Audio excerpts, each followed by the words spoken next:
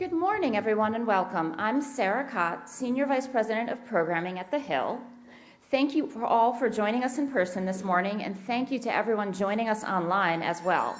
Our event today is Science and Policy, the Future of Cancer Care, and I'd like to thank our sponsors, AstraZeneca, for their support of this discussion. The American Cancer Society recently shared a bleak figure. For the first time, the annual number of new cases of cancer in the United States is expected to cross the 2 million mark.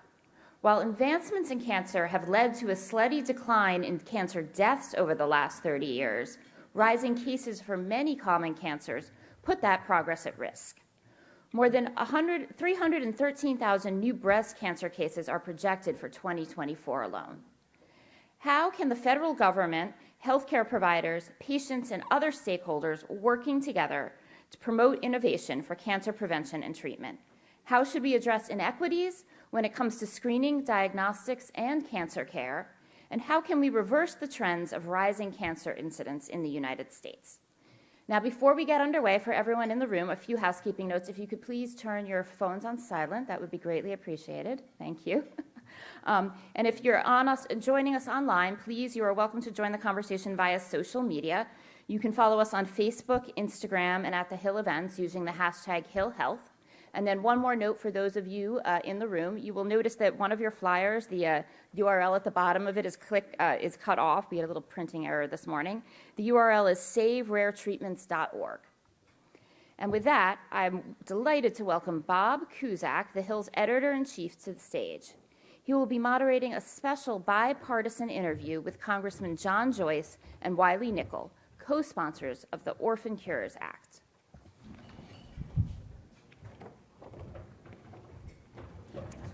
Hey, Congressman, thanks for joining us. Good morning. Want to start with some news of the day. Interesting day in the House yesterday. Speaking of bipartisan, there was a bipartisan vote to basically shelve the motion to vacate. What did you think of that? What was the mood of the House yesterday on that bipartisan vote? I think there was a clarity that members on both sides of the aisle support Speaker Mike Johnson and want to stay at work and get back to work. Congressman, your views? No, I think this was a great message for bipartisan governance. Showing that people here in the House want to get things done, and there's a bipartisan coalition that supports doing the work of the American people, and I think that's a good thing. Speaking of bipartisanship, tell us about your connection, how you guys work together on legislation that we'll talk about in depth. Well, two pieces of legislation that Representative Nickel and I work on, the Orphan Cures Act and the Mini Act, address orphan drugs and specifically address orphan diseases. And to be able to collaborate across the aisle, if there's a message that I think resonates with everyone, the cancer doesn't care what your affiliation is. It doesn't care if you're an independent, a Republican, or a Democrat. And to be able to collaborate and address that in a bipartisan manner will allow both of these pieces of legislation to be successful. Yeah, and in this Congress, if you're going to get anything done, you've got to have bipartisan support. Republicans have a majority in the House, Democrats have a majority in the Senate. We've got the White House, so you have to work together if you want to get anything done. And that's been what's really rewarding about this issue. This is a place where we're continuing to build bipartisan support, and making sure we educate people and get that message out, I think, is really important to the success of it. What is the path, Congressman Joyce, of the Orphan Cures Act? As I mentioned, it's bipartisan, similar, same amount of Republicans as Democrats or co-sponsors. Looked it up last night. Are you looking to attach this? Have you taught? This has been referred to both Ways and Means and Energy and Healthcare, Energy and Commerce, which is normal for healthcare bills. Can you get this done this year? I'm an optimist, and I feel that this is so important that the Orphan Cures Act crosses the finish line, whether it's attached to a larger piece of legislation or stands independently. My goal is to see it to be successful. I'd like to set the table for everyone who's listening, who's watching, and who's present here today.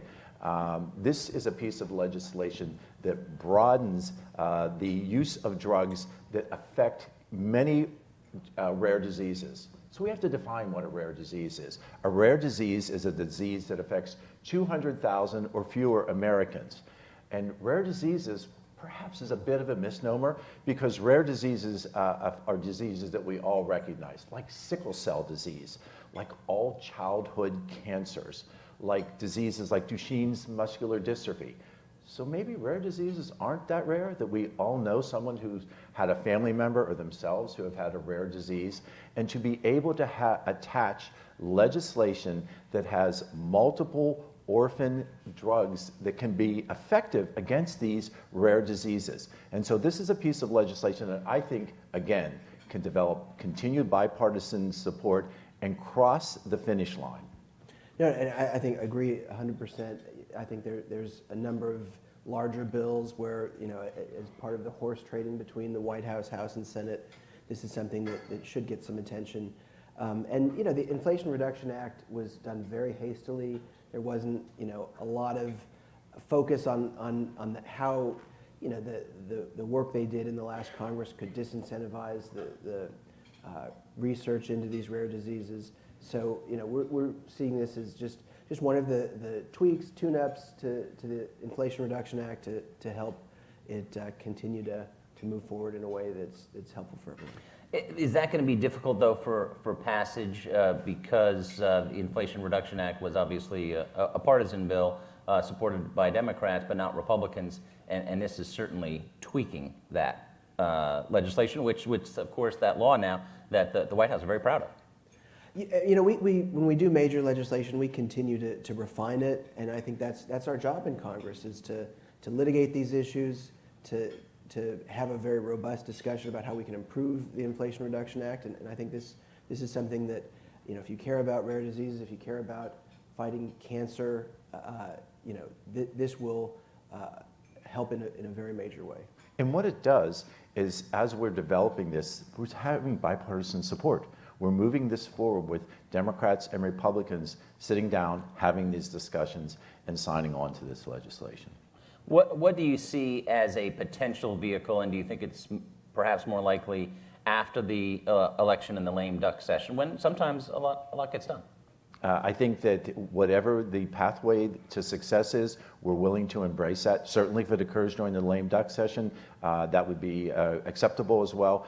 Again, we want to see this cross the finish line. And just to your earlier point about the chaos and confusion we've seen in the House, I think what we saw yesterday with a bipartisan group of legislators, saying we want to move forward is really good for getting legislation done. The last time we did this, we basically lost a month of work in the House, and now we get to focus on, moving legislation forward instead of the standstill that we had the last time this happened. Congressman, you're a dermatologist, part of the Doctors Caucus.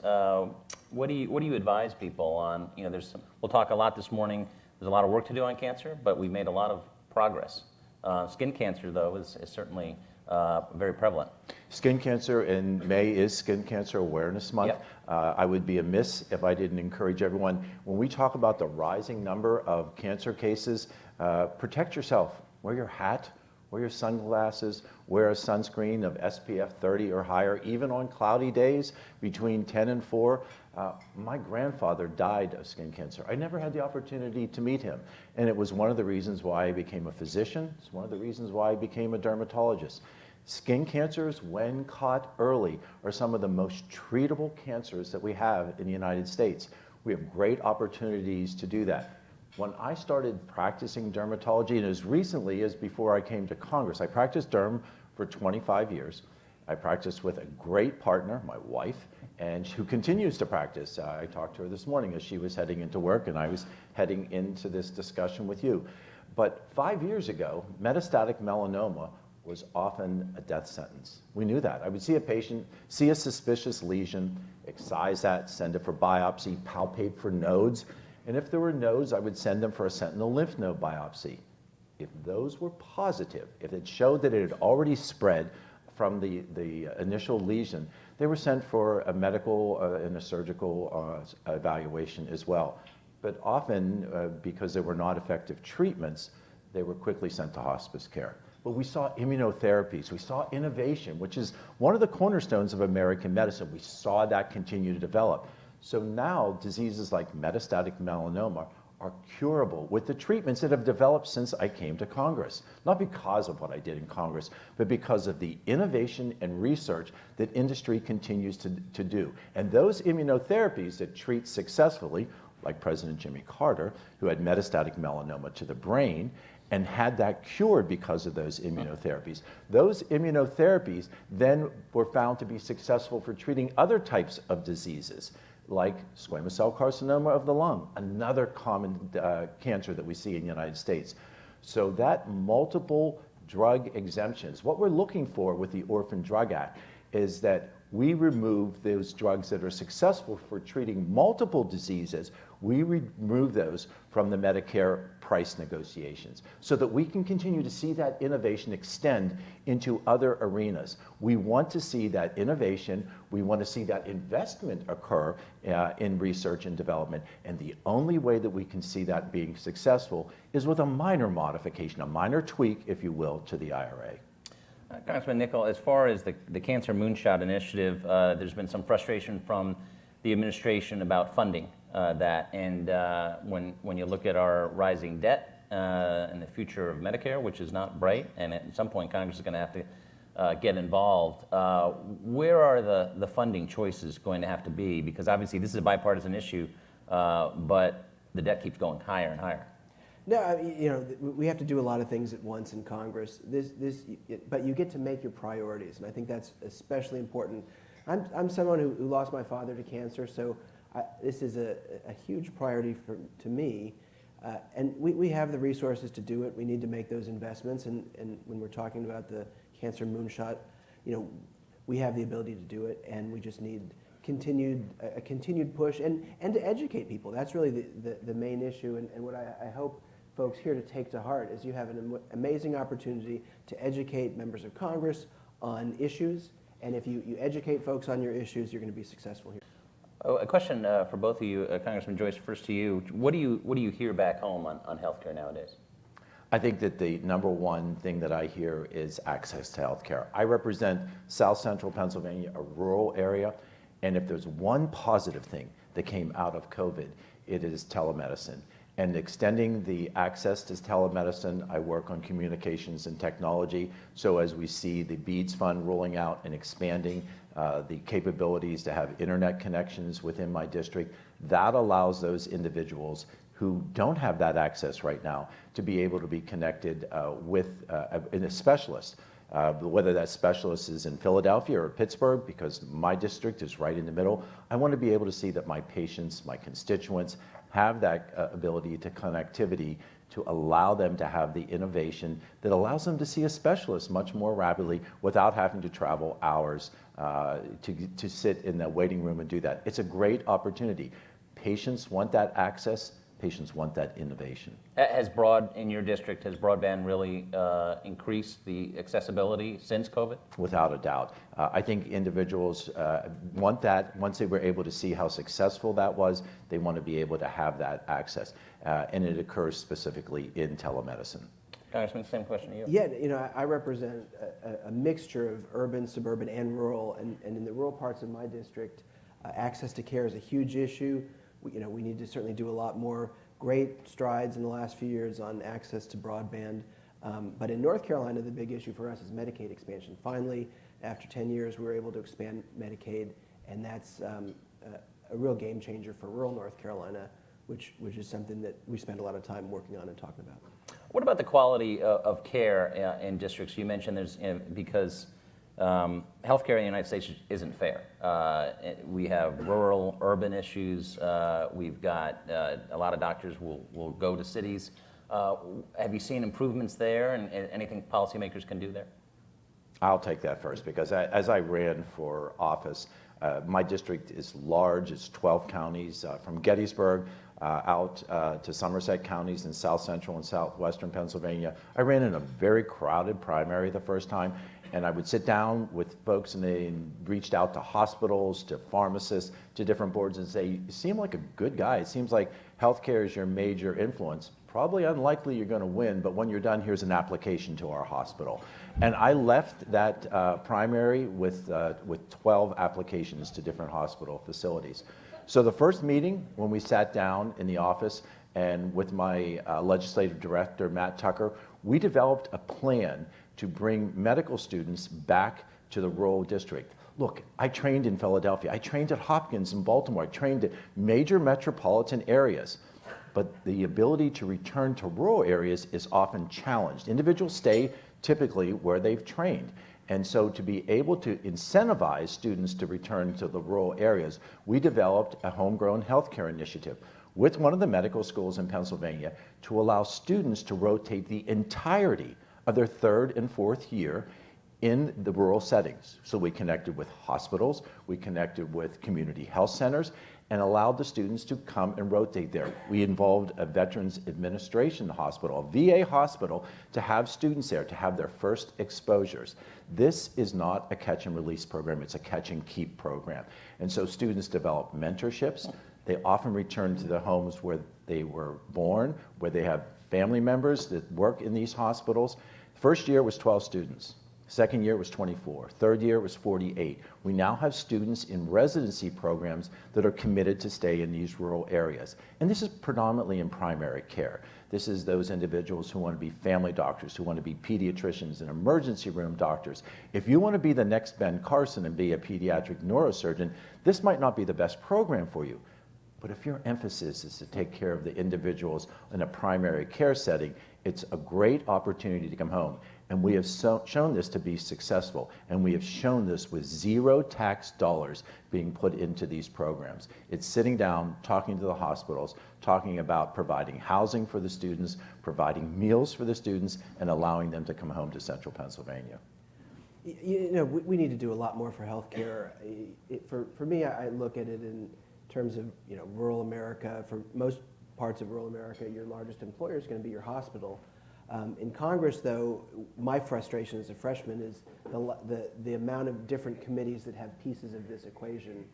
I serve on the House Financial Services Committee, which has some pretty good, pretty good lane where, we've got banking, housing, and Wall Street, so we can really focus on those issues. But one of my hopes as a freshman is we can change how the committees work to just have one health committee where you can get members, like Congressman Joyce, who just focus on everything that touches healthcare in the same committee and really develop that policy expertise. Along those lines, how do you overcome the bureaucracy of not only Congress, which, as you mentioned, there are a lot of committees that have, I used to cover healthcare, so Energy and Commerce and Ways and Means have a bit of a rivalry. But how do you get over that? And then you have so many government agencies that have their hands in healthcare. I think you have to embrace that. I think that's the system, and to be able to work in a very calculated method of how you allow each of them to interface to what works the best for your constituents. It's an arduous process. It's not easily achieved. And developing the connections with your fellow colleagues, to be able to work with someone like Representative Nickel, who represents really the research triangle, which is so important to allowing the innovation to continue to occur. When I go home, I talk about his work. I talk about being able to collaborate across the aisle and how important that is for success. But you have to also be able to work within a Veterans Administration hospital that had never seen medical students rotate there. And when we first had our first meeting, it was like we walked out and they said this was unachievable. But the second and the third bite at the apple allows you to find that pathway to success. Are constituents a little surprised that you have a bipartisan relationship, that bipartisanship Not at all. exists? I think they know my personality. I think that they know that success has to be achieved by working with individuals who have the same goals. And Representative Nickel has those same goals for his constituents that I do. And part of my frustration with Congress is you have so many people who want to get things done, who are pragmatic, who want to work together, but that's not newsworthy. Nobody covers a plane that lands on time. They cover the plane crashes, which we got to see in some extent yesterday. But the vast majority of the members that I work with are focused on getting things done, and and unfortunately most people just don't get to see that. And couple of minutes left. Last question. What's the biggest thing that you worry about in healthcare and combating cancer? One thing that you really wish policymakers got, especially as a doctor? That we cannot allow the innovation to be stifled. We as legislators need to work together and find that pathway to unleash the investments and the innovation that are truly the cornerstone of American medicine. American patients expect that, and we as legislators have to find that pathway to be able to allow, there are new tests for colon cancer that have been approved and are going to be unleashed, that Americans who are very hesitant to have the screening processes done, the colonoscopies done, can now have a blood test to be able to diagnose early colorectal cancers. It's early diagnosis and treatment that allows for cures, and that's what we will continue to do in the House of Representatives. And that research part is such a big part of it. My biggest frustration with this issue is we've lost focus on these amazing researchers and the work that's being done to develop the next generation of cures. You get elected to Congress, you get to meet these people who are doing amazing things, and when you start focusing on how we're going to help your grandmother survive, a rare disease, cancer, whatever it is, that really should be the focus. And when we're doing that, we're on much more friendly ground for getting things done and moving legislation through Congress. So that's my biggest frustration, but it's a fixable issue, and we just need to change the focus to that instead. Well, thank you so much. Please thank the Congressman for joining us this morning. Thank you so much. I'll hand it back to Sarah. Thank you. Hey, thank you, Sarah. Hey, thank you.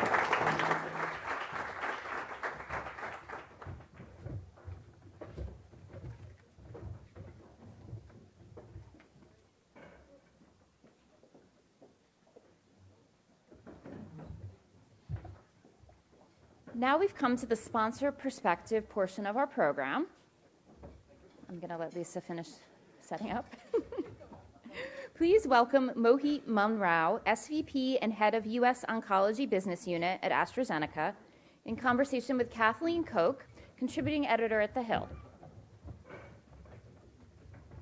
Good morning, everyone, and thank you very much for the introduction, Sarah. And welcome, Mohit. Thank you for joining me. We heard some troubling news at the start of the discussion this morning, and that's that cancer rates, after years of declining, are now on the rise. And I know that AstraZeneca has been very, very active in the oncology space. So when you look at what's happening, what are your thoughts on the challenges that the cancer research field faces right now? Yeah, it's quite shocking to hear that this year we'll cross 2 million mark in terms of number of people diagnosed with cancer here in the United States. I would also pause in the same breath and think about the golden era we are living in, where science, data, technology, research is coming together. And if you think about it, Representative Joyce talked about blood-based screening is coming to life. We have researchers here who are focused on really precision medicine and identifying biomarkers that are able to identify those patients who would benefit more. From multiomics, we are learning so much on the biology of the disease. New modalities with ADCs, gene therapies, cell therapies, radiopharmaceuticals. There's so much happening that I feel very optimistic that actually while we see on this side the numbers increasing, on the other side we see that we are in this, we are at the cusp of solving for these diseases in a many innovative ways. And I look at it and then I think of the work happening here at the Hill and across the ecosystem, and we are able to today talk about moonshot and being able to say we want to reduce cancer deaths by 50% in the next 25 years, or companies like ours who have been based on this innovation and the work happening in the labs and coming to forefront are able to talk about that we want to eliminate cancer as a cause of death. And we can do that because we see proof points happening on the way. So yes, on one side, it's really shocking to see those numbers go up, and especially in younger populations. Very but on the other side, the hope is there. And I'm also very optimistic, and I tell my 10-year-old what we saw, and we were watching Star Wars the other day, and we were talking about like, hey, this sounded like fiction many years ago, but many things could be possible.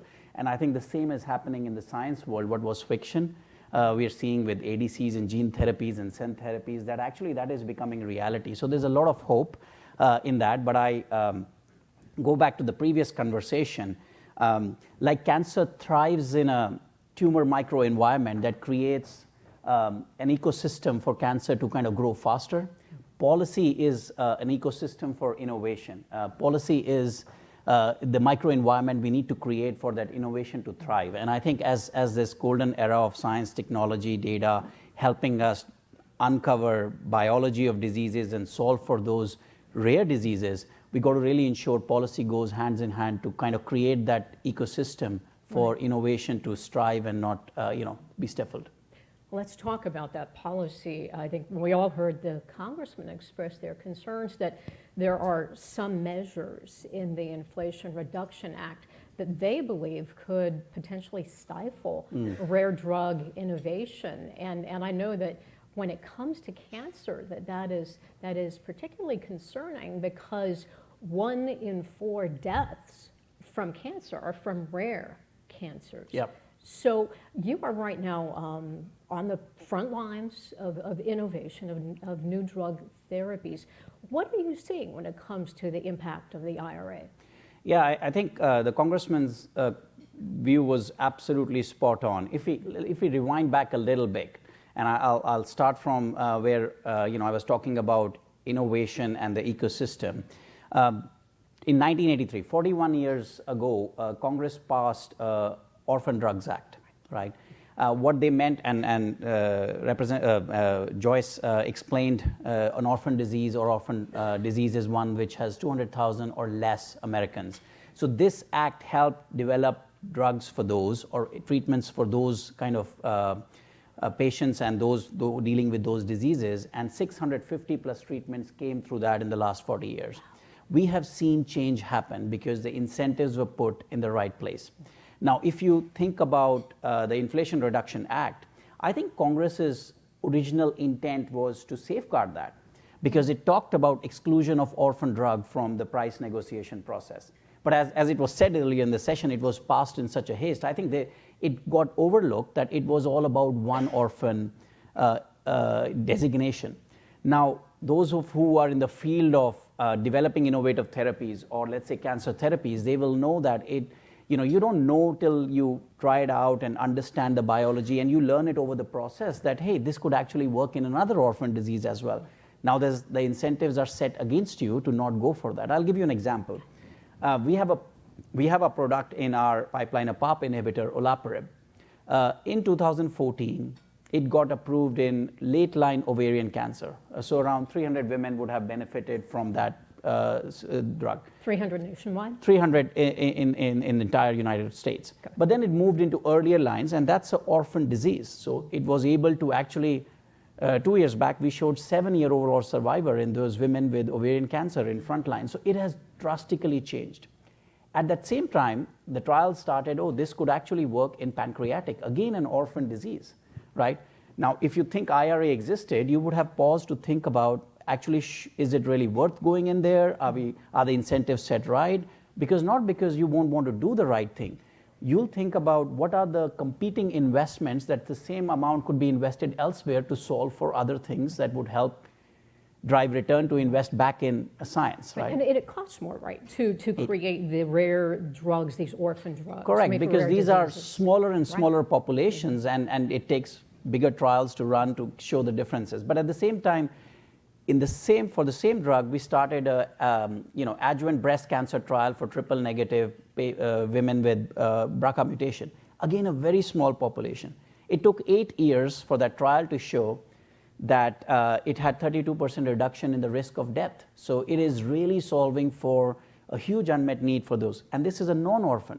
So what the representatives today morning were talking about is actually really true, that when you have an orphan drug designation, you want to really take it to other orphan diseases, but also non-orphan diseases. So you really want to look at how do we ensure the incentives continue to support that if you develop one orphan and go to another, that you are not going to be negotiated earlier.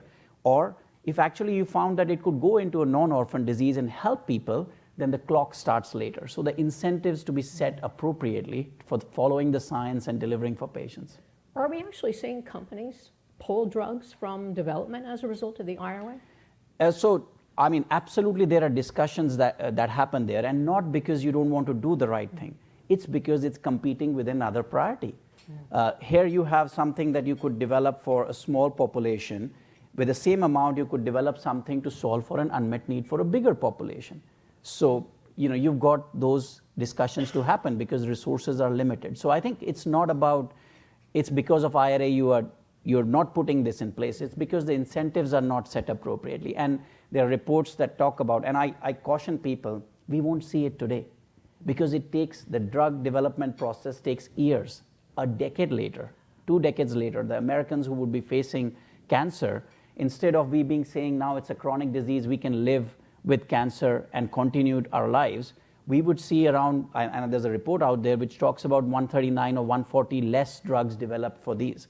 And it's going to be 2 decades later or a decade later. So I think the impact is not going to be visible today. So you're saying it's your children, Absolutely. our grandchildren. Absolutely. Wow. And I think that's where we owe to doing things right and really getting around, like having these discussions and putting our efforts around solving for what is going to come. And we saw in the last 2 decades, and we started with mortality had been going down, but incidence is going up. And it's because of the investments in research and the policy and the ecosystem that existed that had that force. We need to continue with that force to ensure that the next 2 decades see improvements in mortality further and potentially eliminating cancer as a cause of death. So the Congressman talked about the Orphan Cures Act. Do you believe that's the best way to rectify the situation?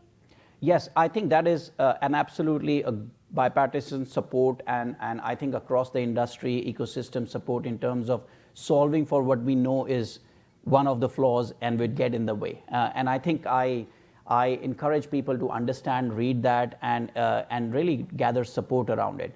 Because at the end of the day, as I said, if we are able to support that innovation system, we'll be able to really bring more diseases, more treatments for these diseases. And it was said in the morning, we talk about rare cancers, but it's not rare. It is not at all rare. And I mean, I have personally have dealing with cancer in my family, and I'm sure many people here in this room either have direct friends, family, or are dealing with cancer somehow or the other. And it's going to only increase. And I think we have an opportunity here to solve for those challenges, and those are rare cancers. And I also would go one step forward with the science going further, we understanding the biology more, we're going to get into smaller and smaller populations to have individualized treatment. What is the driver of disease for Mohit and that we can solve for with a personalized medicine? It's going to get rarer and rarer, but that's the hope that it is going to solve. And we want to put incentives in place, and this would correct what is not today in line with supporting innovation. Mohit Manrao, Senior Vice President of AstraZeneca and Head of U.S. Oncology. Thank you so much for joining me. Thank you for sharing your passion. Thank you, Kathleen. Thank you so much.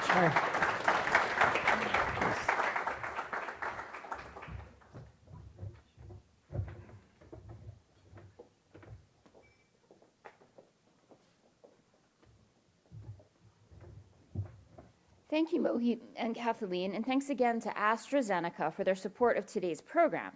Now, please welcome back Bob Cusack, joined in conversation, with Danielle Carnival, Deputy Assistant to the President for the White House Cancer Moonshot Initiative and Deputy Director of Health Outcomes for the White House Office of Science and Technology Policy. Thank you. Thanks, Sarah. Danielle, thanks for joining us. It's been a year since we talked. You're a regular at our events. True? Yeah, it's been about a year. I watched it last night. It's pretty good. Good for us. Yeah, very nice. So when we talked about a year ago, you said, well, listen, we've lost some ground because of COVID in this space. So in the last year, what progress have we made? Yeah. So the good news is on that in particular, we were talking about the missed screenings, about Yes. 10 million that happened, especially in the early days of the pandemic. The good news is we are back on track. Okay. We are back up to pre-COVID levels of screening by most reports. The President and First Lady put a huge emphasis on this early, and the Reignited Cancer Moonshot as part of this administration. And with private sector actions, we just did an update. I think it went up this morning. Hopefully it's up. that more than 35 organizations and private sector companies made commitments specifically as part of the moonshot on this issue. And 1 million people had access just based on those commitments. And that's on top of a number of federal government actions, from CDC committing $1 billion to their cancer screening, reaching every state, many tribal organizations and territories. So we've made a lot of progress on that issue in particular. And last month was the the inaugural cancer screening, let me get it right, Cancer Prevention and Early Detection Month. So we're continuing to put a focus here because we know what a difference it makes. And yes, I mean, but that doesn't happen magically, right? Earlier this year, employers and labor groups also committed to expanding access to cancer screenings. How does that happen? How do you manage the bureaucracy? You got to work with private-public partnerships, but also government, Congress. How does it all work? I think the good news, and you heard it earlier, is this is an issue everyone cares about. And while I know we're going to talk about innovation in ways to treat cancer, while that's important, we know what an impact on reaching the President and First Lady's goal for the Cancer Moonshot of decreasing the cancer death rate by 50%.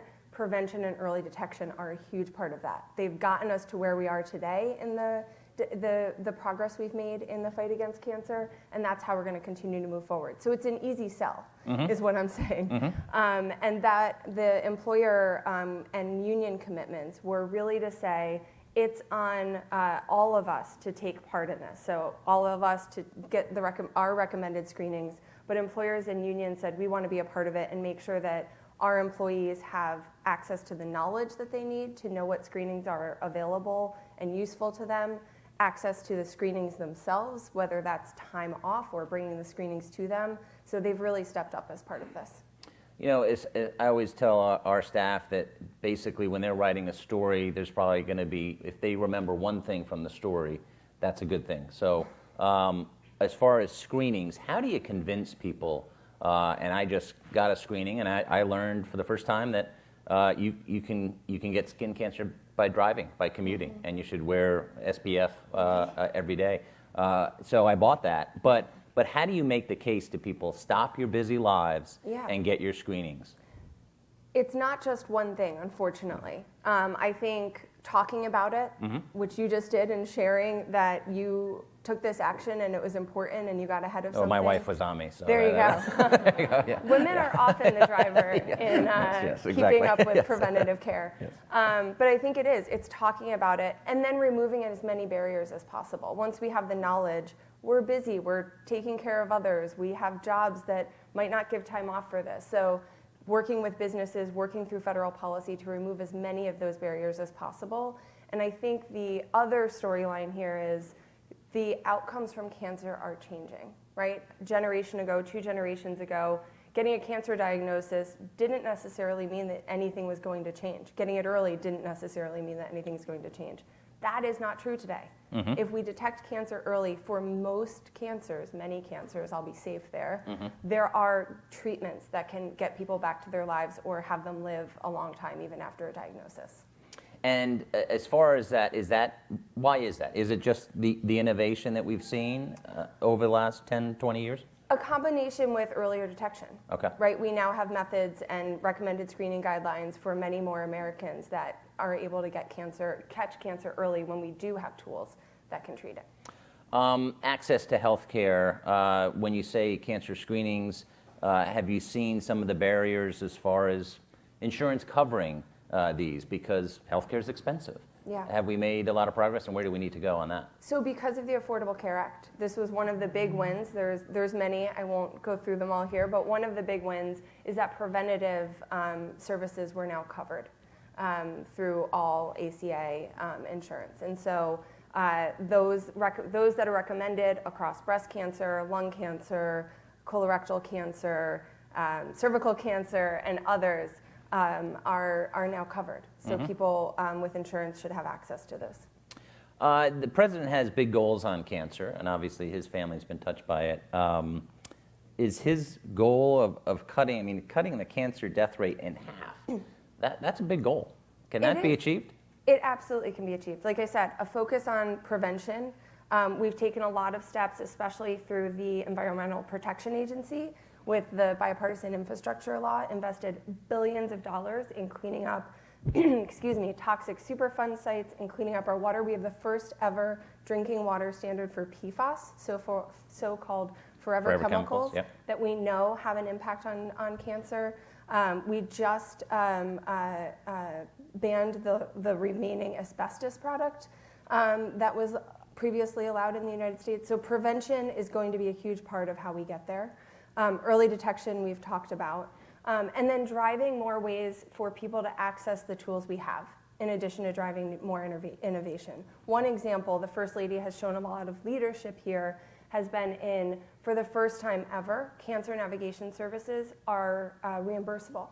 So through CMS, CMS put out a new rule, so seniors on Medicare who get a cancer diagnosis can have someone walking them through the steps and the decisions and those barriers to care like travel and financial toxicity that we know have an impact on outcomes and really change the game. The American Medical Association stepped up as part of that and said, not just for CMS, but for private insurance, we now have codes that reimburse for clinical navigation services.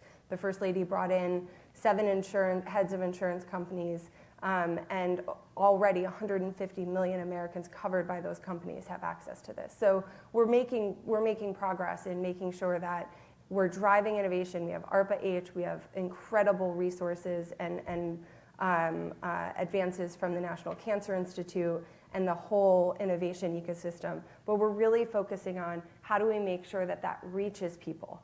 Because it doesn't matter what innovations we have if we can't get it to people and they can't access and afford it. How do we reduce barriers in clinical trials? That's a big issue right now. Yeah, another one where there's a lot of steps to get there, but we're making progress on many of them. Again, it starts with knowledge and information. And so those navigation services being covered actually impacts this. There's now someone whose time is being respected and paid for to sit with a patient and their family and talk about the next steps. That could open up really important conversations about clinical trials. Another barrier to clinical trials is having data on who would qualify and how to start to do that match. There's great work that started with the 21st Century Cures Act back in 2016. The Office of the National Coordinator for Health IT is having a big meeting out in Bethesda right now that I'm missing to be here. Sorry, guys. But they have been taking steps on having common data elements, agreed upon data that's being entered for every person facing a cancer diagnosis. So now we have a basis of information where we can start to match people even more effectively. And then the third thing is we have to bring care to where people are. And here I mean trials. Mm-hmm. That barrier that used to exist between care and trials is really kind of getting a little gray and wavy because so many people are accessing, for so many people, the options in trials are better for them because the innovation is moving so quickly. And so we need to make sure that our best cancer hospitals and our community cancer centers have the information, have the ability to help people access those trials. Speaking of innovation, what is something we didn't talk about a year ago but has exploded since is AI. Mm-hmm. What are your concerns and maybe hopes for AI? I know a doctor who says AI does a lot of the mundane tasks around the office. He hasn't gotten rid of anybody, but they're able to focus more on the real work as opposed to administrative stuff. Yeah, I mean, there's been a lot of talk about AI. Yep. There's been a lot of talk from the White House about AI. We are very focused on this. The president personally is very focused on this, and my boss, Arti Prabhakar, has been a leading voice in the administration on this. I think the first thing, and you saw in the AI executive order and other things that came early on, the first focus was let's make sure that we are taking really important steps early on to mitigate the risks that AI can bring to the American people and reduce harm. And a lot of those steps are in progress. As we learn more, as the technology develops, we'll continue to take those steps. But now we get to turn and look at, there's a lot of benefits that can come from this. Think about a public health system that is supported by AI and better reaches people early on in an outbreak or with targeted culturally appropriate, language-specific information about cancer screenings that the system itself doesn't have the time or capacity or ability to do. But now with AI, maybe we can reach more people with the information we need. All the way through really interesting, that some of the former folks up here could talk about even more eloquently, really interesting scientific applications for AI. One project that ARPA-H, the new research agency for health, that's really tackling the things that the rest of the system hasn't figured out yet in new innovative ways, just funded a project focused on rare disease. So what if we took all of the approved drugs at FDA and we were able to look through patent applications and all this information that talks about the specific targets that those drugs target. And now we have someone who, a rare disease organization called EveryCure that has access to information about a number of rare diseases. We could find new matches and new patterns and potentially be able to repurpose something that's already out there for an application for a rare disease that may never have been found because no one was looking. What about funding for the Cancer Moonshot initiative? What's the future there? There's been some concerns from the administration on that. Yeah, I mean, the president continues to ask for really robust biomedical research and broad research budgets, including for the Cancer Moonshot.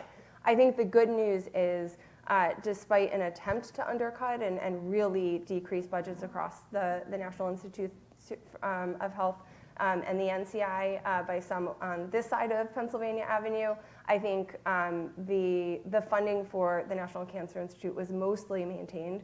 That's never good enough, but I think in this sort of budget environment, that is a good first step, and we're going to work to really continue to move it forward. I think the other thing is we have a brand new NCI director who's making really strategic decisions about how to make the best use of what that funding is while maintaining everything that's already going on. And we can't forget that we do have a brand new research agency for health that didn't exist before, that has a good kind of foundation first kickoff funding that's really making a difference. How many health agencies are there? And how do you manage that? So the president created the first ever cancer cabinet, and the idea here was we think of the Department of Health and Human Services, right? When we think about the fight against cancer and all of their components, the National Institutes of Health, the NCI under that, the Food and Drug Administration, CMS, CDC. Yep. I won't spell them all out. We know what they are. And all of them are a part of it. But I think what's important about the approach that we've taken is that's not enough. Department of Defense, Department of Veterans Affairs has a huge role to play here. The PACT Act that passed in a hugely bipartisan way is making a generational difference in the care that we can provide to veterans who were exposed to toxic substances that can now get access to care for cancer and other diseases. But we didn't stop with those that are focused on health systems. The Environmental Protection Agency and the U.S. Department of Agriculture and the Department of Energy, NASA are all a part of this because we know that it's going to take innovation, like I said, from prevention all the way through survivorship and making sure that Americans have access to those. What's the thing that excites you most about the future of combating cancer? Yeah, a few things. Okay. One, we need to finish the job and make sure that we do deliver effective navigation services to all Americans. We've made a great first jump in that, but then I saw a lot of people not even knowing when I was talking about that had happened. And so I think we have a lot more to do to make that real for people. I think the other thing is we have a great opportunity to get really targeted based on risk in our screening and early detection that will make a difference in outcomes. And I'm a scientist. I'm a neuroscientist by training. The innovation in new ways to prevent, detect, and treat this disease are awe-inspiring, right? Like every time I go to a conference, you see that the innovations that were being tried out in small places and showing some promise from the conference the year before are now blossoming into many different types of cancer. And I think that system is moving at a really rapid pace, and we're going to have really interesting, less harmful ways to treat cancer and get people back to their lives. That must be a rewarding part of your job. I get to watch the scientists do it now. I'm not in the lab anymore. Right, but right. yes, it's really, really great to see.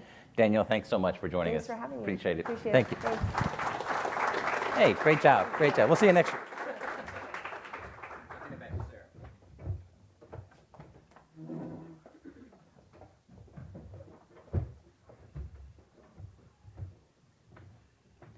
Thank you, Bob, and thank you, Dr. Carnival.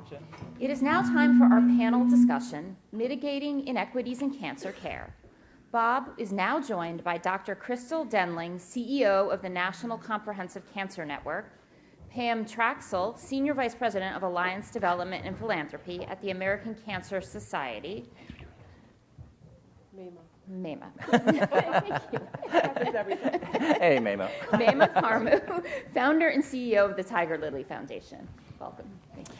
Mamo, let's start with you. Let's go down the line and kind of, I know you've got everyone has a good story that we asked to speak, but if you can kind of introduce yourself and kind of say the connection of why you're here today in your story. Hi, I'm Mema Carmel. As of February, I'm an 18 years survivor of triple-negative breast cancer. I was diagnosed at 32 years old, found my tumor at 31, and was told that I was too young to have breast cancer. To wait till I was 40 and, or 50. Who told you that? My doctors. Very nice. Okay. My doctor. So my mom's a nurse, fortunately. She taught me breast exams at 13. So I knew my body enough to push for breast, keep pushing. Doctors dismissed me for almost a year. I kept asking for screening. I finally got mammography, came back clean. And I said, well, it can't see what I can feel, so it must be wrong, and they poo-pooed me. But I still kept pushing until I got a biopsy. And thank God I pushed. If I hadn't pushed, I would have been dead years ago. And so Tiger Lily was born as my living legacy, promise to God to ensure that women who looked like me, who were younger at the time, still young, but younger and of color, had access to people that looked like us, people that heard us, and that people that saw that we had special challenges and needs to be fulfilled. And so I'm proud to be alive and doing this work every day. We've grown from an org that I created while in chemotherapy to now a national and global organization. So that's what I do every day, help women come out of the fire, pull them out alive. That's a great story. Yeah. So I'm Pam Traxel. I'm with the American Cancer Society Cancer Action Network, which is the public policy arm of the Cancer Society. What I do is really work with patients, much like Mema, and people all across the country to get them to tell their stories to elected officials so that members of Congress and state legislators can really understand what they can do in the fight against cancer. And oftentimes they don't exactly know what that is. So my organization is here to talk to them about the solutions that they can bring to help people live longer and healthier lives with cancer. Okay. Hi, I'm Crystal Denlinger. I'm the CEO of the National Comprehensive Cancer Network, or NCCN. Our organization writes clinical practice guidelines in oncology, which are used all over the world to help clinicians, providers, patients, payers, policymakers understand what appropriate cancer care is. I'm also a GI medical oncologist. I still practice Friday mornings, so I'll go home and practice tomorrow morning. I'm also the daughter of a cancer survivor and someone who passed away from metastatic disease, so cancer is personal to me. And we work as someone who has worked both in the clinical space and now as head of NCCN, we work every day to make sure that we are improving and facilitating quality, effective, equitable, and accessible cancer care for everybody. Mamo, you saw some inequalities, as you mentioned, in the system, and that was in 2006, as I see. What progress have we made since then and the 18 years since? We made a lot of progress in terms of, for example, when I first began Tiger Lily, no one saw Black-led groups like me. They were like, you're a patient. There's huge groups in ACS, love y'all, love but we're friends. But they were like, there's all these groups like Komen and ACS, like they got it, don't worry about it, right? But you cannot underestimate the Black patient perspective and the things that I faced as a woman. My genetics, my husband left after I got diagnosed, became a single mom, there were financial challenges, there were so many things that were happening to me that I had to fight for. And as I began the organization, I kept pushing to be heard. Triple-negative breast cancer was not even talked about in 2006, and we didn't get treatments targeting TNBC till 2019, right? And so I think that while there's been progress made, that now I'm still alive, I have an organization that's national and growing, and We train Black women all over the country now in the world. But I still hear patients calling me every day saying that I didn't get listened to. I was dismissed. I was delayed to get diagnosed, and they die. One of my good friends, Shantae, found a lump in her breast at 26 years old as a nurse. She's a nurse. And she was dismissed for 6 years until her nipple was bleeding. And now she's metastatic and she will die. And so I keep hearing these stories, as much as we're doing with the, the cancer rates and getting more screening, better diagnostics. DE&I is a huge focus now. I still keep hearing these stories. So my thing is, how do we partner with Black-led groups to do the work and fund us to get the work done? So I don't keep having to bury friends every single month. I've gone to one funeral a month for the past 9 months. And last weekend I went to a funeral of my girlfriend Sheila, and she was 15 years metastatic, but the treatments are failing Black patients and many patients of all colors, right? But most of us were dying at twice as rate as women who were white.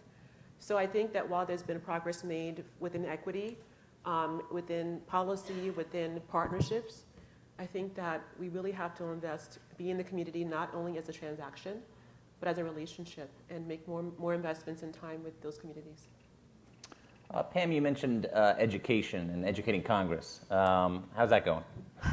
It's a process. Right. It's a process. I mean, I think for us, when we think about the inequities that Mima talked about, I think one of the things that we realize as the American Cancer Society is that there's so much that Congress can do to help resolve those inequities. And so as I sat and listened to this panel today, and particularly Dr. Carnival and the progress that we made in the moonshot, she's right. There's more that we can do to access screening earlier, right? And there are still barriers to screening despite the passage of the Affordable Care Act. So 2 of our legislative priorities for this Congress are the PSA Screening for Him Act, which will allow men who are at high risk of prostate cancer to have access to $0 cost sharing for PSA screening. Cost is a real barrier in men getting screened. You mentioned your wife nagging you. Yeah, there's a lot of So, but if there's nagging a big cost, then a lot of men will say, I'm not going for it. Cost is a barrier. Think about it if you had to actually go back to a doctor's office to complete a PSA screening that you didn't want to do in the first place, right? Like, there's a challenge there. The second priority we have is the Medicare Multi-Cancer Early Detection Screening Act.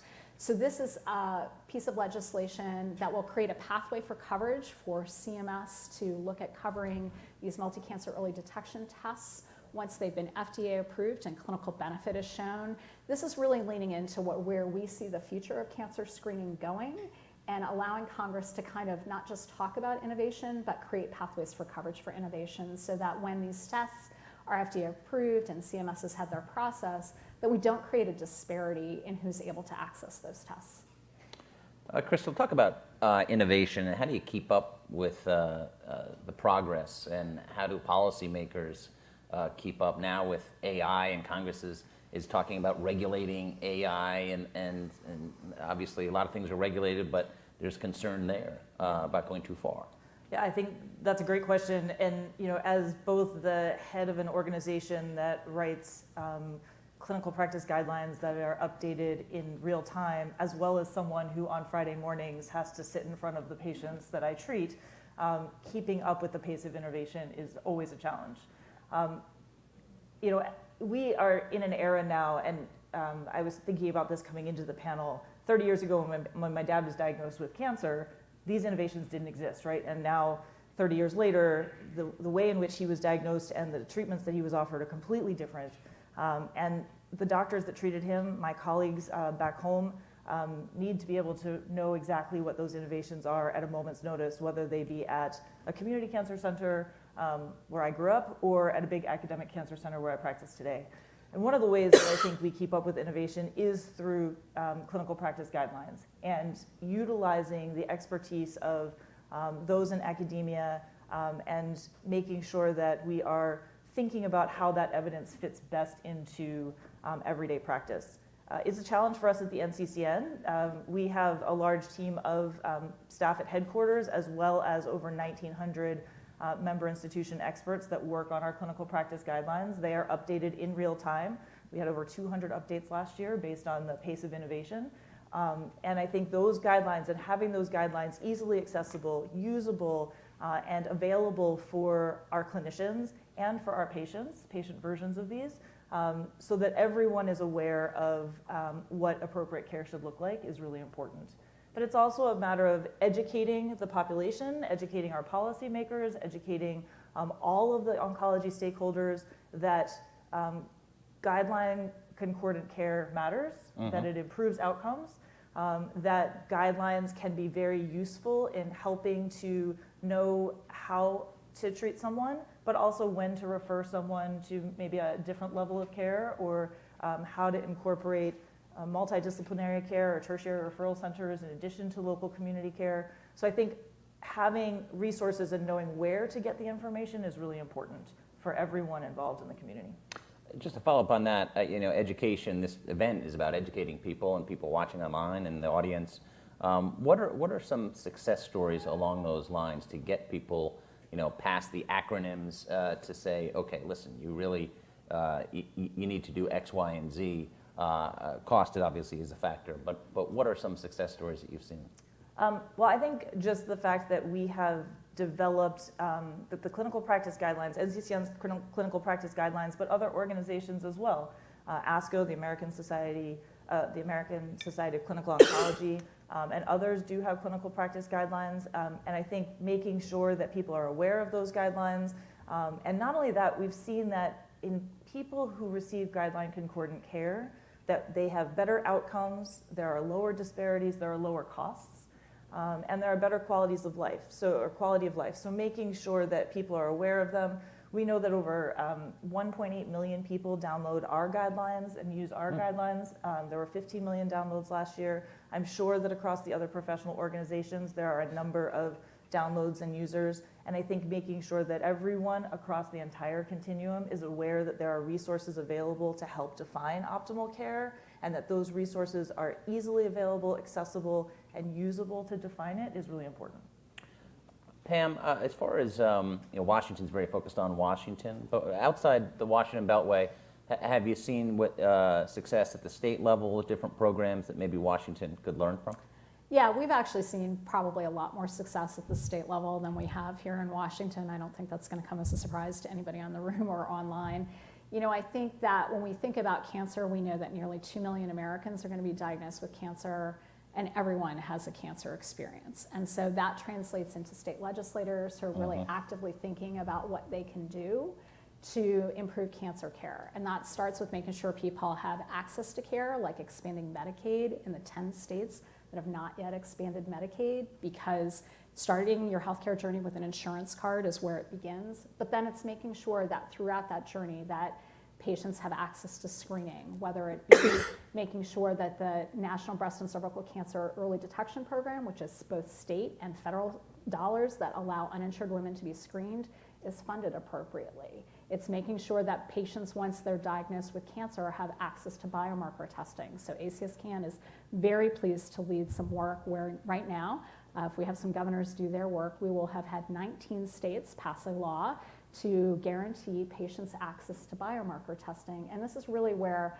I think we share something in common with NCCN in leaning into the science. We all know that biomarker testing is the future of personalized medicine, and making sure that these laws pass so that patients have access is really where it begins.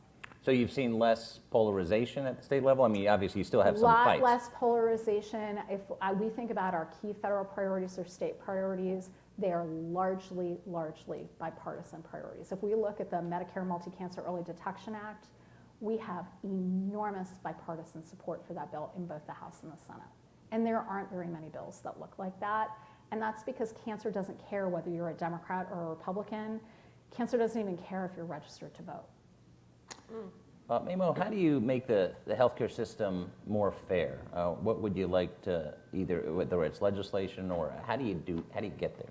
Well, I think nothing's more powerful than an advocate who knows the facts about cancer, how to advocate for herself, and how, before she gets sick, when to start being an advocate, right? The problem is we start when people have cancer, right? Not when they're in there getting their annual women's visit. So we've worked to train Black women across the country. We trained about 400 women, Black women last year to become angel advocates. They learned about the importance of biomarker testing, clinical trials, self-advocacy, how to be a badass in healthcare and do the right things, ask the right questions. And so if they're empowered to be involved in policy, clinical trials in the healthcare system are now emboldened to go and speak for themselves. And once you realize that you have the power to change your own outcome and someone else's, that power can shift how you engage in these spaces. We've had patients who come to us who say, I wish I found you 6 months before, because I've been so lost, so disempowered. Because we've been trained throughout Tiger Lily, we now know how to act. They get to meet people like Pam and people at NCC and SCC and other groups that we bring them together with these partners that make them know that they have the power to change their outcome. And so I think the power is that we have to teach each person that we impact, all of you here, you have the power to change healthcare in a way that's huge. And so using that privilege for power is so important to me, and embodying that in the patients I talk to, that I'm here, but if I have the power to do that work, so can you. Just to follow up on that, how can healthcare become more human and less transactional? That's a heavy question. Yeah. I mean, I think people have to go back to why they started, right? I mean, why do you all work in healthcare? Because you made an oath to protect people, to keep their hearts beating, to keep them, to see them, to feel them, to hear them. And so I tell doctors that I know that there's a time commitment. You have to be in there 15 minutes and out. You're being tracked by insurance, all of that. But if you treat each person that comes before you like a human being, and you see them and you know their individual needs, that's how you get back to personalized care. It's like, my doctor, when I first met my now doctor, he came in, he was rushing me, and I'm like, can you please stop for a moment? I'm like, what color eyes do I have? They're brown or they're black. I'm like, can you hold me? I'm scared. He was like, I can't. He's like, can I do that? I'm like, I want to be touched and held and talked to like a human being. So I tell doctors, you don't forget why you began this work. Don't forget that I'm not the person before me, not number. I'm Mema. That person is Sheila or Shantae or Nani. And so when you relate to the patient as a person, and you know that your actions could either continue or end their heartbeats, the way you treat them is different, right? And so getting back to that human-centered care is critically important. I would add to what Mema's saying. Like, I oftentimes say to people that, well, we can't afford to do this, or it's political, it's so difficult. I'm like, it's not difficult when cancer comes to your own family. And that makes a huge difference, and that's what I say to people. Like, if you haven't had an experience with cancer in your life, you are really, really lucky. I won't review your risks of cancer. You can check out cancer.org, but they're really high. And I think it's different when it's in your family. And that's what I mean, oftentimes when legislators say this can't be a priority for me, I'm like, do you have someone in your family that has cancer? Of course you do. So let's talk about what this means, because that's how you make healthcare more patient-centered. Yeah, I mean, I don't want anyone to have cancer, but if I could put the fear, the utter terror, the grief, the sadness, all that I've been able to see that we've experienced, Pam, even my body, I never had treatment targeting my cancer because I didn't have treatment for TNBC when I was diagnosed. So I lived in fear for up until like 3 years ago. I was afraid that it was coming from me every day of my life. And I watched my friends who had treatments targeting their cancers dying all the time. And I have a daughter who was 3 when I was diagnosed, and now she's 21. But any little headache, backache, anything, I'm afraid for her. And so I think that if I could bottle up the things that we deal with as cancer patients and the losses and the hurt and the grief and the passion that comes out of that in a bottle and say, drink this, and people could actually know what it feels like to be in our bodies, they might do more. But I don't want that for anybody else. But until you experience these disparities, and disparity isn't just black or white, it's about people that didn't get the right, offered biomarker testing, or get offered a clinical trial, or who was told that, well, the clinical trial's in New York, and you're living in Baltimore and you don't have a car, right? Like, what are you going to do? Your kid has to eat food. You have to pay the bills, right? So I think unless you understand what people are fighting for, people are texting me now for help. I don't sleep. I'm the worst date. I'm like, hold on, honey. Text this person back. But when you care that much, it just becomes your life, and it's urgent. People are dying every day. Can I add, when I think about how to make cancer more human, it's to recognize that cancer comes in the context of the whole person. It's not just this is the diagnosis and these are the biomarkers and this is the treatment and even this is the algorithm of how you do it. It's what are the health-related social needs that impact this patient's ability to get care? What are the care and support mechanisms that this person has around them? What are the services in the community that might be able to support someone? So it's understanding as an oncologist the full ecosystem in which you practice, as well as the full ecosystem in which your patient and their family lives. I can tell you personally, cancer is not just about the person who is diagnosed with it, it's everyone who is impacted by it. And we talked earlier about the tumor microenvironment. There is also this patient microenvironment, right? The environment in which this patient is supported, in which this disease is now entering. And I think as the oncology community, clinicians, everyone who's thinking about this, policymakers, payers, that we need to be respecting the time and the attention that's necessary to address the whole person that's living with the diagnosis and those around it, not just the tumor itself. And I think that's how you make cancer more human, and that's how you make treating people more human, and you establish the trust that you can talk to someone safely. You can talk to your doctor safely about the issues that are arising. Maybe that you don't have a car to get to that clinical trial in New York, or maybe I really am interested in clinical trials and I will do everything possible because I have a family member who lives in New York who can help me do that. But it's asking the questions on the clinician side. It's also, as patients, recognizing and advocating for all of the components of care that need to be considered.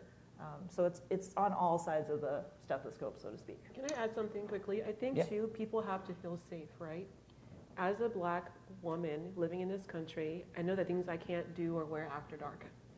When I'm in the car, I don't feel safe. So people, to me, in uniform, for many of our patients, they don't feel safe with people that are in authority, right? And so when you don't feel safe in your Black body in the world, and now you have a cancer disease in your body that is impacting your determinants of health and how you can keep your kids safe and take care of them, and having to go into a healthcare system where you are, maybe told maybe your pain isn't high enough, maybe you're being hypochondriac, maybe all these things people are being told.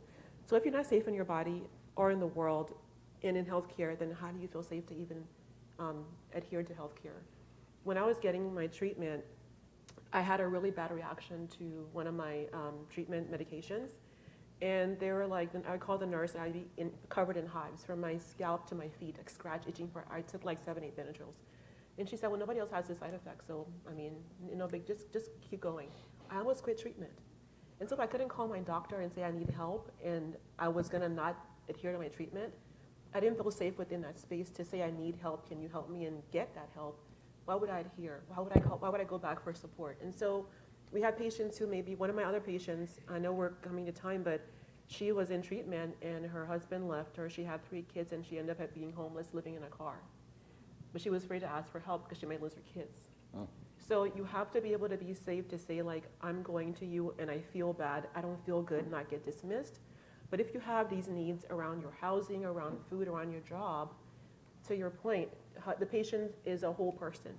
So when a patient comes to me and they talk to me, so we're done talking, I want them to go like this, like, I feel good, you got me. And that's how I think healthcare can be more human. Pam, I want to go down the line for each of you on this. We've got a couple minutes left, so you can take maybe a minute each. But, we have made progress. I talked to older relatives, and they said when they saw the doctor was smoking. You could smoke on a plane back in the day. So those things obviously don't happen anymore. But so what's something that you're very hopeful about? I want to end on a positive note. I'm hopeful that maybe we have finally reached a time where maybe members of Congress, maybe not all, but some, have really figured out that one of the most important things we need in order to survive serious illness like cancer is health insurance.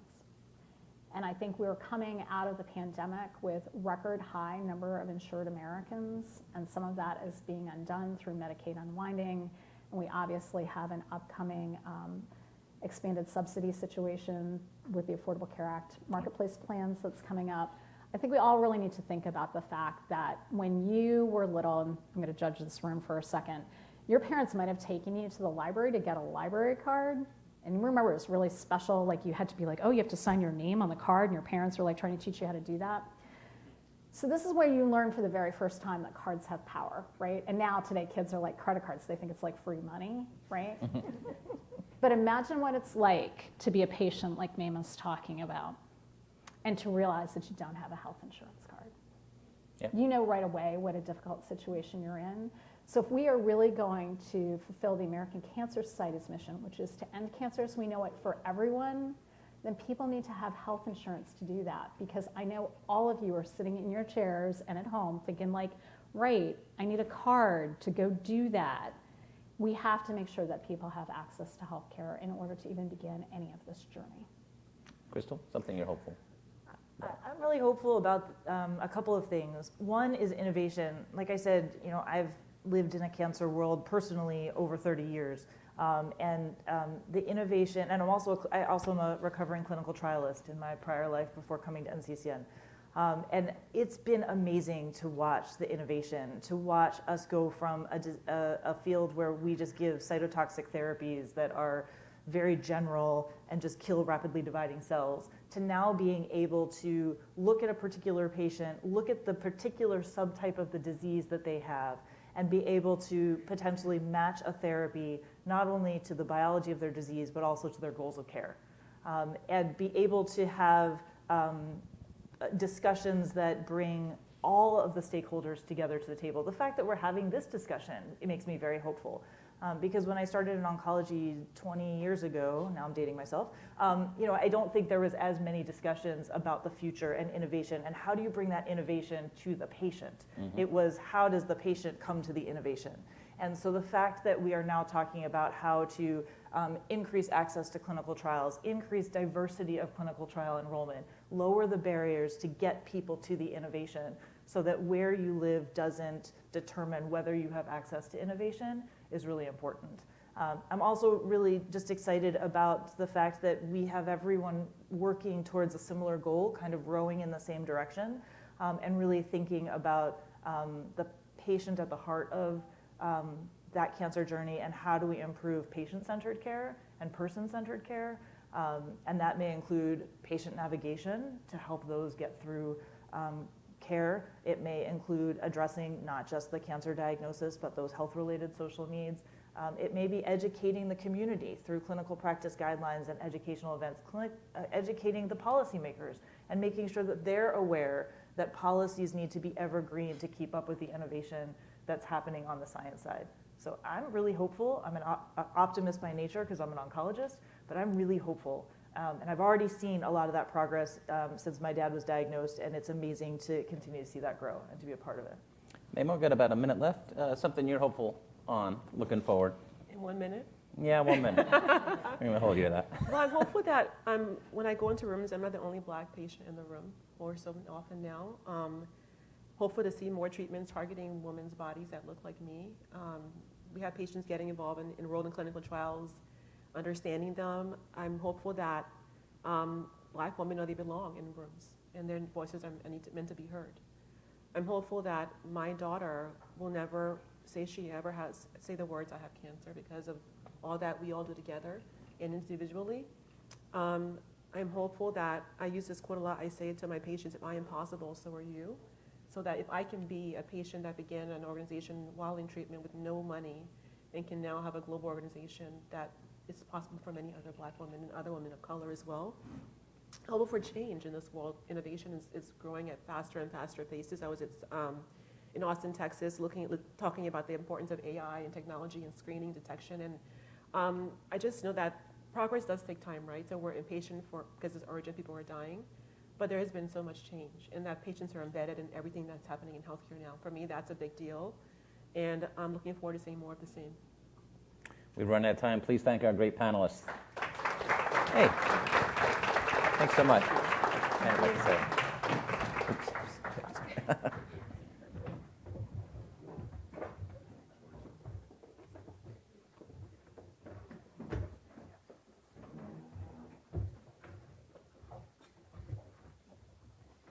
Thank you so much to all of our panelists for that wonderful conversation. It is now time for our final interview of the morning. Please welcome John Crowley, President and CEO of BIO. Hey, John. Bob, how are you? Thanks for having me. Of course. The role of the moderator is not get in the way, so I want to tee up. You've got a phenomenal personal story that was made into a movie, and you have a book. Fire away. What is your story? So I came into the whole world of biotechnology and medicine the way so many families with cancer also do. We came into it in the world of rare diseases where in 1998, Our then 15-month-old daughter, Megan, was diagnosed with a rare form of muscular dystrophy. And, just like in cancer, you go through the shock, the grief, the denial, the anger, all of that. And my wife, Eileen, and I settled on determination, determined to learn everything we could about this rare disease. And it's tough, right? When a doctor says you've got a 15-month-old who's going to be very sick very soon, and I'm sorry, there's nothing we can do. And we also had our 7-day-old son, Patrick, with us at that appointment for the diagnosis. And he said he needs to be tested. There's a 1 in 4 chance he may also have the disease. So no history in our family as a recessive disorder. And that set us into the whole world of medicine. Turns out Patrick also did have Pompe disease. And going from researching in the libraries to trying to find any doctor who knew anything about the disease, to finding a researcher who had an idea for a treatment, who had $30,000 in seed capital and wanted to start a biotech company. So the best he could do for a CEO at the time was me at 32 years old. So we took a home equity loan, started a small biotechnology company, and through the hard work of so many people and the miracle of medicine and grace, we were able to come up with a therapy that saved our children's lives. And they got the therapy late, so they were in wheelchairs, on ventilators. The disease never affects the mind. But fast forward now many years later, Megan is 27 years old, Patrick is 26 years old. Megan ended up graduating from Notre Dame almost 5 years ago and earned her master's in social work at the University of North Carolina and is a social worker at the Make-A-Wish Foundation. Wow. So that's, in about 2 minutes, that's about our impressive, family journey. The movie's about an hour and 45 minutes. And I haven't seen it, but I'm going to see it now. Harrison Ford is in it, right? Yes, Brendan Fraser played me. Yes, which my daughter likes to say is one of the great exaggerations in the history of Hollywood, how they got an actor who's 6'5" to play me. And Harrison was wonderful, was the executive producer, and Kerry Russell played my wife. Oh, very nice, very nice. Just going to that, what did you learn from that? I imagine it was incredibly frustrating. You said you had to be determined, but there had to be times where you're going through this emotional roller coaster, and you're trying to find answers, and I imagine that was very difficult. I think probably 2 lessons, Bob. I think one for us is you can't ever take away hope from people, even in the most desperate of situations. And for us, even literally that first night, I went online with a doctor who was a very good and caring neurologist, told us there was nothing that could be done. I found a paper, before Google even existed, I found an academic research paper showing some researchers at Duke University and then at Rotterdam in the Netherlands working on this disease where they had some promise in early animal models. And I remember waking Eileen up in the middle of the night and kind of rattling off this paper, and she looked at me and she said, asked, what does it mean? And I said, I think it just means that there's hope. And that gave us that small little measure of hope to press forward. I never, frankly, for a long time, I never believed we could change the outcome. I just didn't want to look back years later and have any regrets that we didn't try. And I think the other lesson, importantly, and it's so important in the world of oncology, of course, is to be your advocate, the advocate for yourself, your loved one, your friend, your child, to listen, to learn, to conferences like this that educate, that bring awareness, especially in an area like oncology, where we really are truly at the tip of the spear. And on this golden age of medicine, what I see in my world of biotechnology is this new coming age of biotechnology. With all the technologies we're developing, with personalized medicine where it is, we've never had more hope than we have today. We just need to make sure we don't get in our own way. And that last point, how do we get in our own way? Somebody once told me there's nothing in the laws of nature that says that we can't cure every cancer, only in the laws of man. So when I think about, so I'm 2.5 months into this job. And when I started, I laid out my kind of 7 core strategic priorities. And the first was to advance biotechnology as a virtuous circle of innovation. And by that, I mean put the patient, the family member, at the center of everything. But look at what it takes to make newer and better medicines.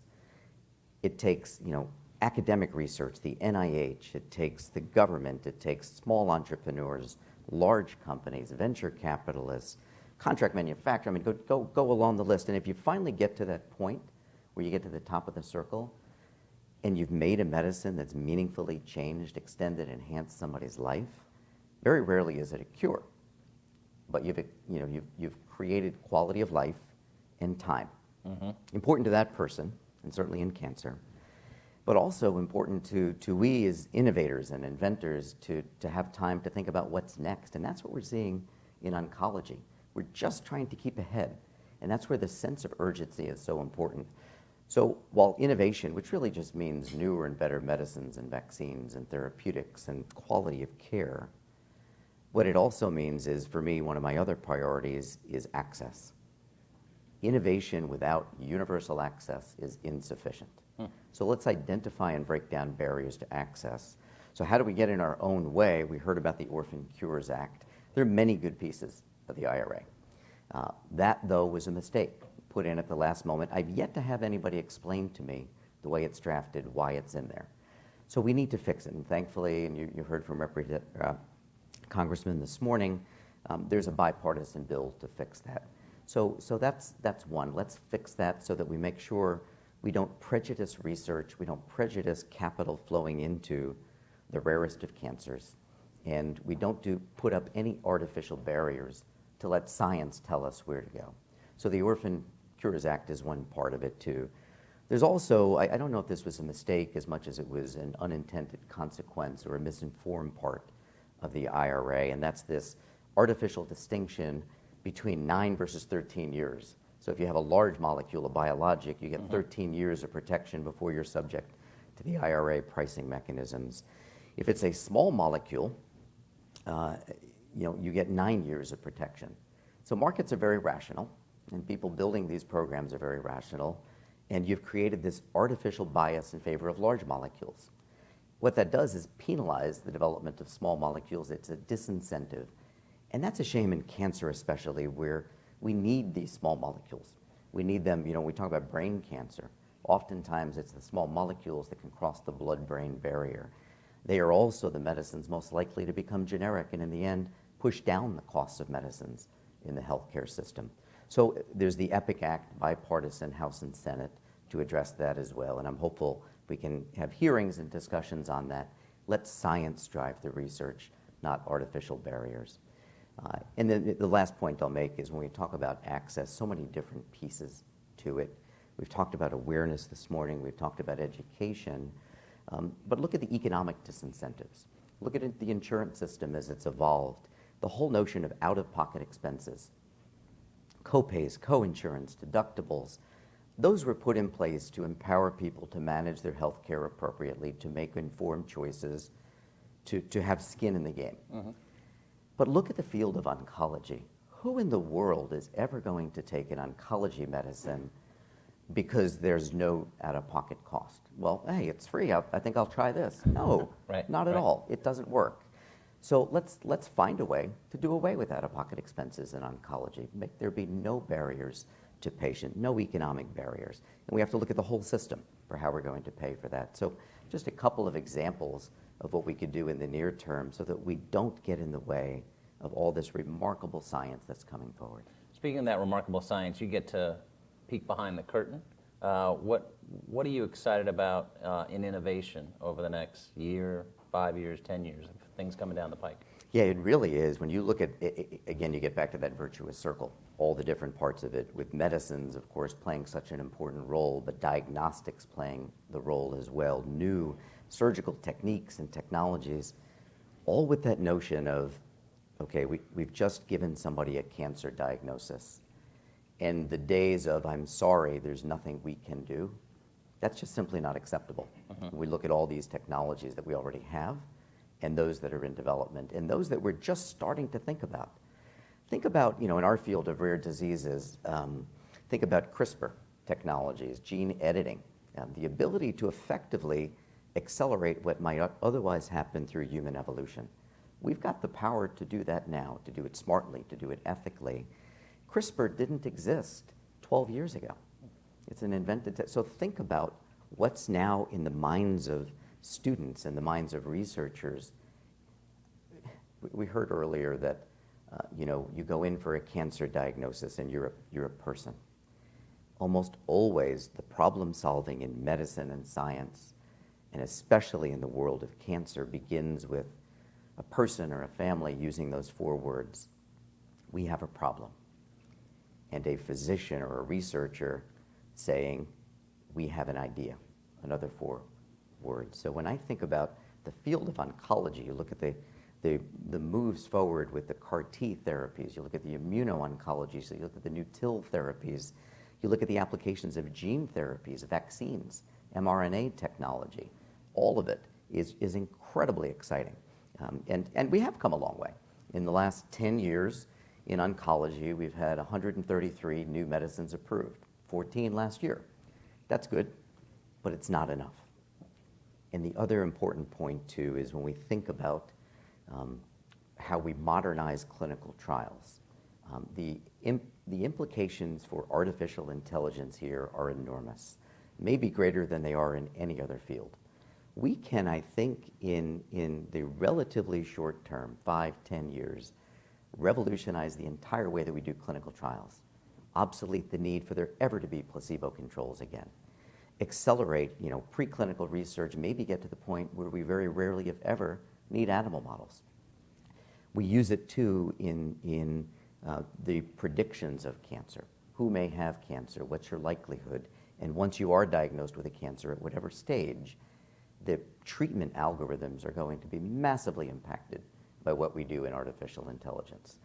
So doing it right, doing it ethically is going to be important as well. But it's something you get excited about. Mm-hmm. But again, we've got to have it like we had with COVID and the vaccines.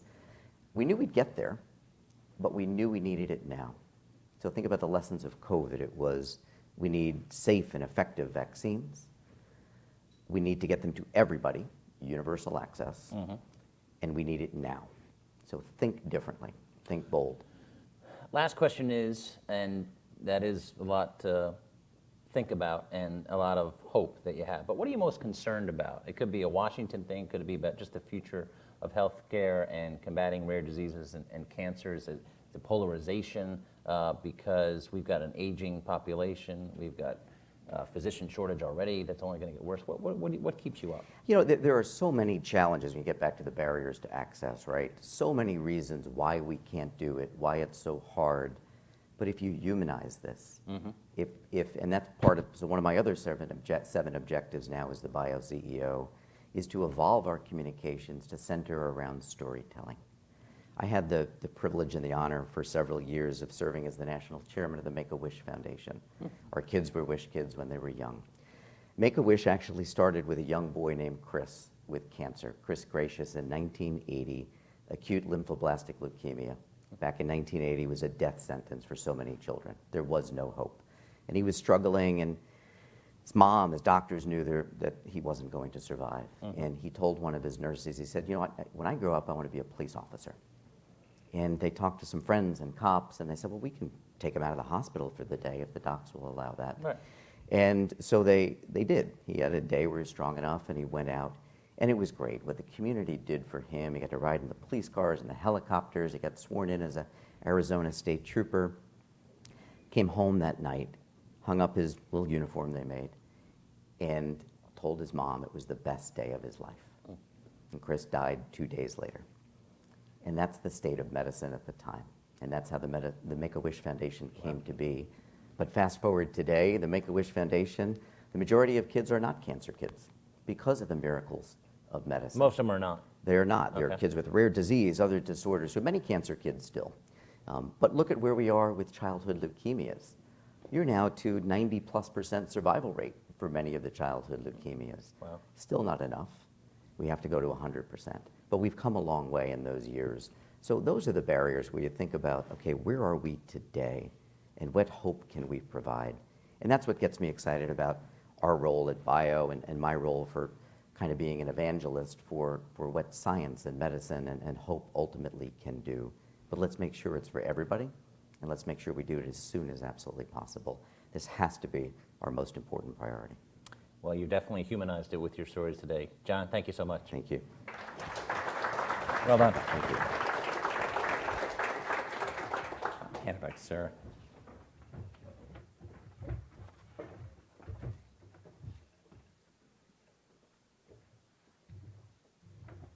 Thank you, everyone, and that brings us to the end of our program today. Thank you to all our wonderful speakers this morning, and on behalf of The Hill and our sponsors, AstraZeneca, we'd like to thank everyone who joined us here in person and online. If you missed any portion of this discussion, you can find it online at thehill.com. The full event video is available there. And thank you very much, and have a great day.